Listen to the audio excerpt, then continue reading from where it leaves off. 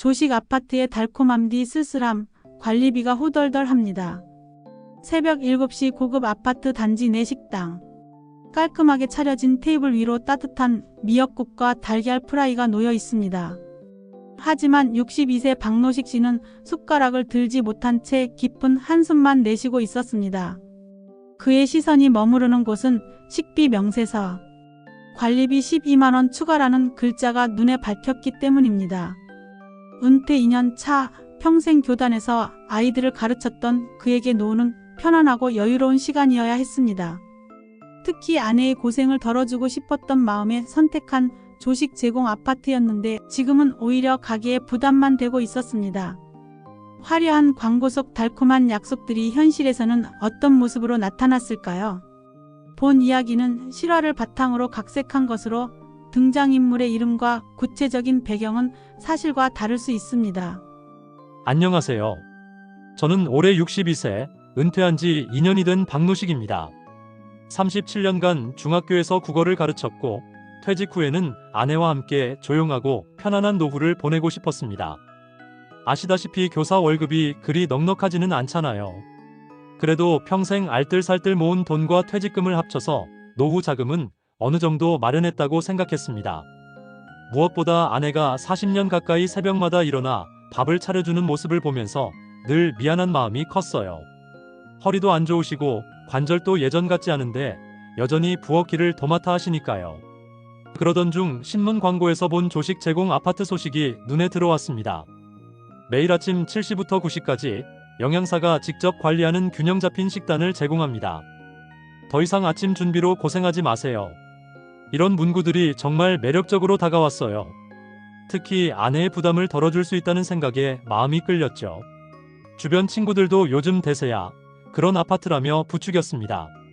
같은 동네 살던 김 선생님은 우리도 나이 들면 요리하기 힘들어질 텐데 미리 준비하는 게 좋겠어라고 하시더군요. 정말 그럴듯하게 들렸어요. 심지어 프리미엄이 붙어서 집값도 더 오른다더라는 말까지 있어서 투자 측면에서도 나쁘지 않다고 판단했습니다.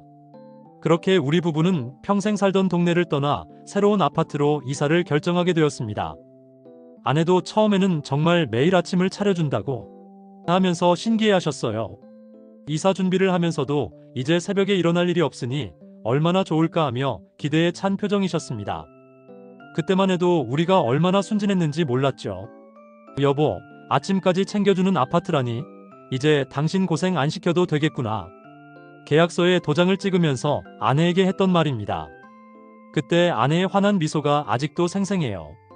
40년 가까이 새벽 6시에 일어나서 밥을 짓고 반찬을 챙기고 도시락까지 싸주셨으니까요. 사실 제가 현직에 있을 때도 아내는 늘 괜찮다 하시면서도 허리 아프다는 소리를 종종 하셨어요. 특히 겨울철에는 찬 부엌에서 일하시느라 손가락 관절이 뻣뻣해지시곤 했죠. 그런 모습을 보면서 은퇴 후에는 꼭 아내를 편하게 해드리고 싶었습니다. 조식 아파트 견본주택에 갔을 때 직원이 설명해주는 모습이 정말 인상적이었어요. 매일 오전 7시부터 9시까지 운영되는 식당에서 한식, 양식을 번갈아 가며 제공합니다. 영양사가 직접 메뉴를 짜고 조리사가 정성껏 만든 음식을 드실 수 있습니다. 심지어 샘플 음식까지 맛보게 해주더라고요. 미역국 맛이 집에서 끓인 것만큼 깊고 진했어요. 정말 매일 하나요? 아내가 물어보니까 네, 365일 빠짐없이 운영됩니다. 명절이나 공휴일에도 마찬가지고요라고 자신있게 답하더군요. 그 말을 듣고 아내가 어머, 그럼 추석이나 설날에도 안 해도 되는 거네? 라며 신이 나셨어요. 명절 때마다 며느리들과 함께 하루 종일 부엌에서 음식 준비하시느라 고생하셨거든요. 주변 친구들 반응도 긍정적이었습니다. 동창회에서 이 얘기를 했더니 야, 너희 정말 잘 알아봤다. 요즘 그런 아파트가 대세래라며 부러워하더라고요. 특히 아내 친구분들이 더 부러워하셨어요. 우리 영감은 언제쯤 그런 생각을 할까 하면서 말이에요. 그렇게 우리는 평생 모은 돈의 상당 부분을 들여서 조식 아파트로 이사했습니다.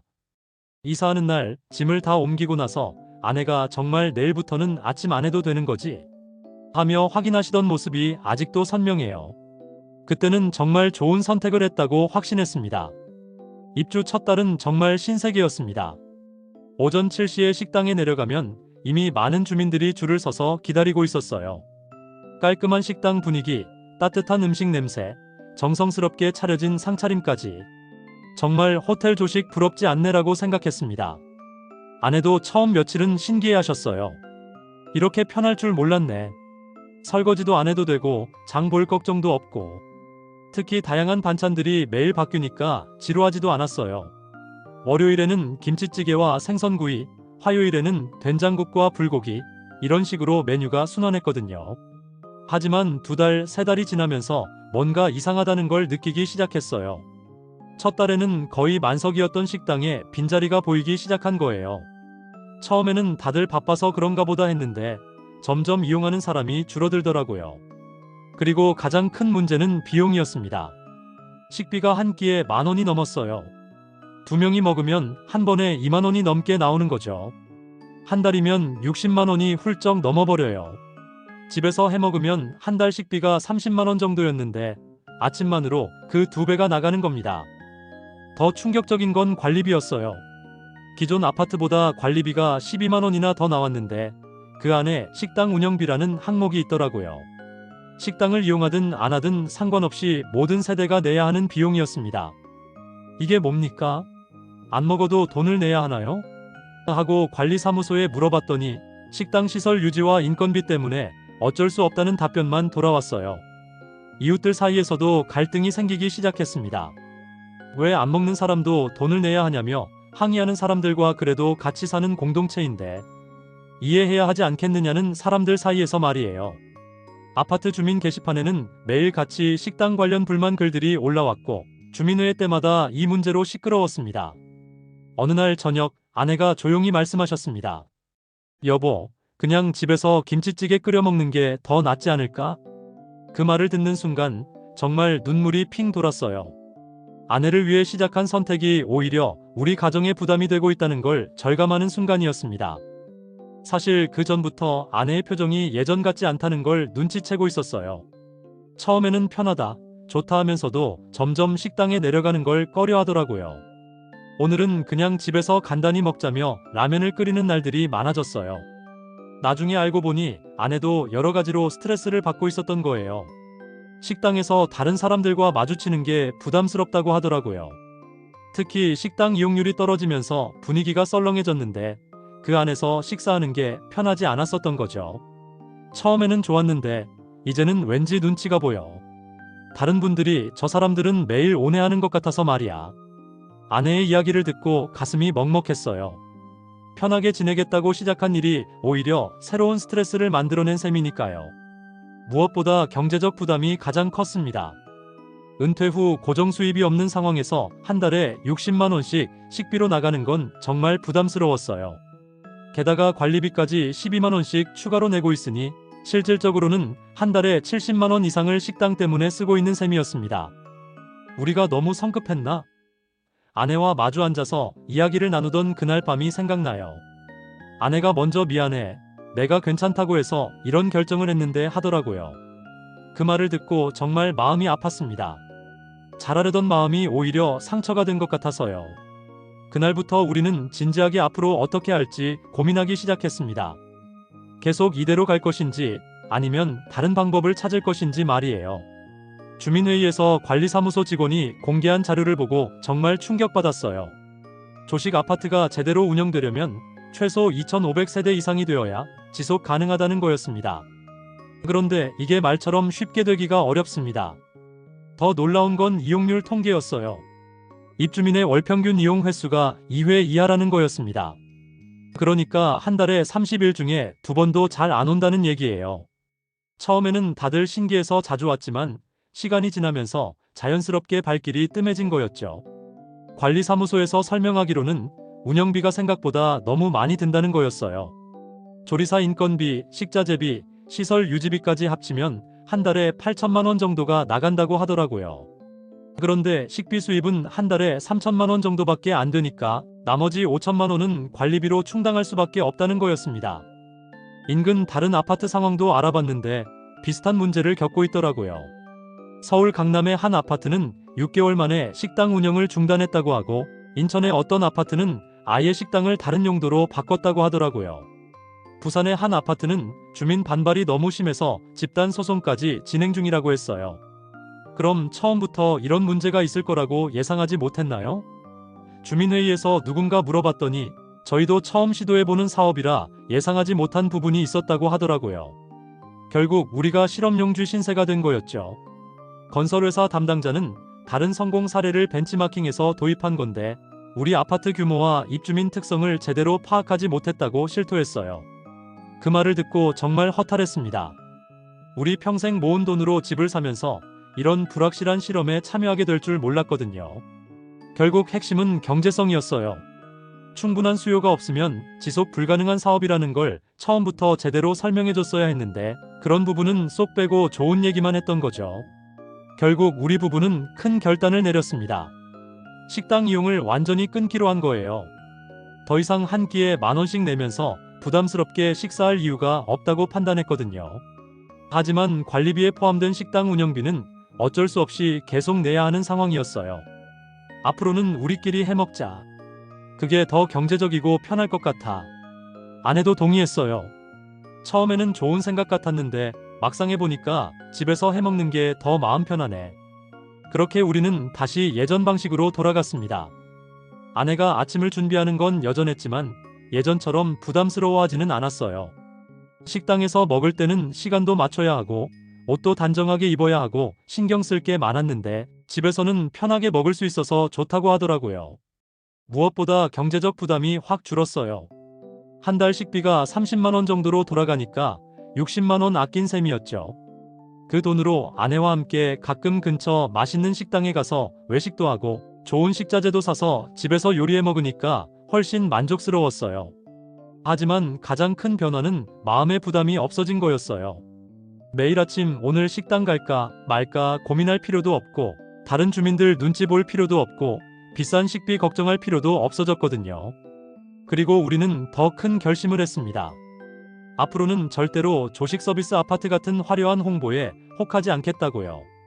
편의시설이나 부가 서비스보다는 기본에 충실한 곳을 선택하겠다고 마음먹었어요. 심지어 퇴직금 일부로 근처에 작은 주택을 알아보기 시작했어요. 아파트보다는 마당 있는 작은 집에서 우리만의 방식으로 살아보자는 생각이 들었거든요. 아내도 그게 더 좋을 것 같다며 적극 동의하셨고요. 세상에 공짜 점심은 없더군요. 편리함 뒤에는 늘 비용이 따라옵니다. 이게 제가 이 경험을 통해 얻은 가장 큰 교훈입니다. 지인들을 만날 때마다 강조하는 말이기도 하고요. 사실 처음에는 우리가 잘못 선택한 것 같아서 자책도 많이 했어요. 왜 그때 더 꼼꼼히 따져보지 않았을까? 주변 말만 듣고 성급하게 결정했나 하면서 말이에요. 특히 아내한테 미안한 마음이 컸죠. 편하게 해드리려던 마음이 오히려 부담을 드린 것 같아서요. 하지만 시간이 지나고 보니 이것도 소중한 경험이었다는 생각이 들어요. 은퇴 초기에 이런 실수를 해봄으로써 앞으로는 더 신중하게 판단할 수 있게 되었거든요. 멋진 서비스 광고에 속지 말고 유지비와 현실성부터 따져야 합니다라는 걸 몸으로 배운 셈이죠. 특히 노후 자금 관리에 대해서도 다시 생각해보게 되었어요. 한정된 돈으로 얼마나 오래, 얼마나 편하게 살아야 하는지를 고려하면 매달 수십만 원씩 고정으로 나가는 지출은 정말 신중하게 결정해야 하더라고요. 주변 친구들한테도 이 경험담을 자주 들려줘요. 조식 아파트 어때? 하고 물어보는 분들이 있으면 겉보기에는 좋지만 현실은 다르다고 말씀드리죠. 특히 경제적 부담과 지속 가능성을 꼭 따져보라고 조언하고요. 그리고 한 가지 더 깨달은 건 아내의 마음이었어요. 처음에는 편하게 해주려던 마음이었는데 정작 아내는 집에서 직접 해먹는 걸 더 좋아하더라고요. 집에서 먹는 음식이 더 맛있다고 이야기하는 것을 보면서 진짜 필요한 게 뭔지 알게 되었어요. 결국 화려한 시설이나 편의 서비스보다는 가족과 함께하는 소박한 일상이 더 소중하다는 걸 배웠습니다. 비싼 수업료를 낸 셈이지만 그만한 가치가 있는 깨달음이었다고 생각해요. 지금은 동네 경로당에서 자원봉사를 하면서 보람찬 일상을 보내고 있어요. 주 3회 정도 경로당 어르신들 식사 준비를 도와드리는데 이게 생각보다 즐거워요. 아내와 함께 손수 준비한 도시락을 들고 나가는 길도 행복하고요.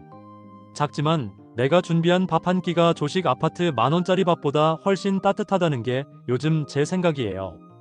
아내가 직접 요리한 된장국 한 그릇이 비싼 식당 음식보다 훨씬 맛있거든요. 마음이 들어가서 그런 것 같아요. 경로당에서 만나는 다른 어르신들과 이야기해보면 비슷한 경험을 하신 분들이 꽤 있어요. 노후 준비한다고 이것저것 알아보다가 오히려 손해본 경우들 말이에요.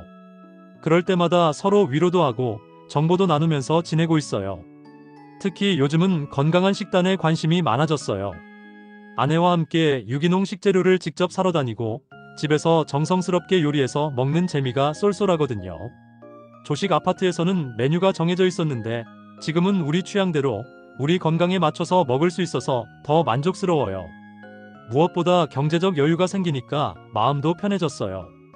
조식 아파트 다닐 때는 매달 통장 잔고 보는 게 스트레스였는데 지금은 그런 걱정 없이 지낼 수 있거든요. 절약한 돈으로 가끔 아내와 함께 여행도 다니고 손주들 용돈도 가끔 줄 수 있어서 좋아요. 그리고 다음 세대에게 꼭 해주고 싶은 말이 있어요. 노후는 화려한 아파트보다 소박하지만 꾸준한 일상에서 행복이 옵니다. 젊은 분들이 부모님 노후 준비해드릴 때도 겉으로 보기에 멋진 것보다는 실용적이고 지속 가능한 것을 선택하라고 말씀드리고 싶어요. 요즘 아침이면 아내와 함께 근처 공원을 산책하고 집에 돌아와서 함께 아침을 준비해요. 아내가 국을 끓이면 저는 밑반찬을 준비하고 둘이서 도란도란 이야기하면서 식사하는 시간이 하루 중 가장 행복한 순간이에요. 조식 아파트에서는 느낄 수 없었던 여유로움이죠. 정말 돌고 돌아서 제자리로 돌아왔네라고 아내가 웃으면서 말하는데 그 말이 정말 맞는 것 같아요. 화려한 시설과 편의 서비스에 현혹되어 잠시 길을 잃었지만 결국 우리에게 맞는 평범하고 소박한 일상으로 돌아온 거죠. 앞으로도 이런 소소한 행복을 지켜나가면서 건강하게 노후를 보내고 싶어요. 그리고 우리와 같은 실수를 하는 분들이 없도록 기회가 될 때마다 이 경험담을 나누려고 합니다. 때로는 실패도 소중한 자산이 되더라고요. 마지막으로 한 말씀 더 드리자면 노후 준비는 돈만으로 되는 게 아니라는 걸 깨달았어요. 가족과의 소소한 일상, 이웃과의 따뜻한 인사, 자신만의 소소한 취미 같은 것들이 오히려 더 큰 행복을 가져다 준다는 걸 배웠습니다. 조식 아파트는 우리에게 그런 소중한 깨달음을 준 값비싼 스승이었다고 생각해요.